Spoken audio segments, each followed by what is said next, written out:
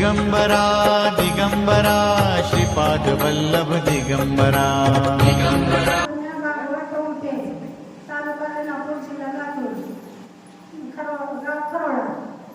माझा असा अनुभव आहे. मी महाराजाकडे अन्नदानासाठी काही गहू दिले होते, गहू तांदूळ आणि डाळ. तर त्याच्यामध्ये मी आणले आणि महाराजाकडे नेले. महाराजांनी स्पर्श करून दिले. ती मी जर घेऊन मला जाते 5 कट्टे गहू, मग बायांना दिले 1 कट्टा, मुलीला दिला 1 कट्टा आणि इथं काय आणले होते. तर माझे पूर्ण महाराजाचे ते गहू नेऊन टाकल्यावर माझे पूर्ण गहू 5 कट्ट्याला 5 कट्टे बरोबर झाले आहेत आता. आणि मला बीपी शुगर होती. आम्ही पहिल्यांदा आलो, आशीर्वाद घेतला. आशीर्वाद घेतल्यावर माझी मी इथून गेले आणि दिवाळी केली आणि दिवाळी पण खाल्ली आणि पाक आणि चपाती खाल्ली.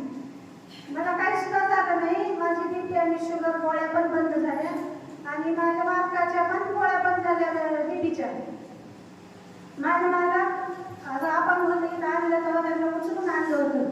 तर आता त्यांनी काठीवर चालतात आणि गोळ्या पण बंद आहेत. त्याच्या डॉक्टरने सांगितलं होतं गोळ्या तुम्ही बंद करू नका जन्मभर, रक्त पातळ व्हायच्या आणि बीपीच्या.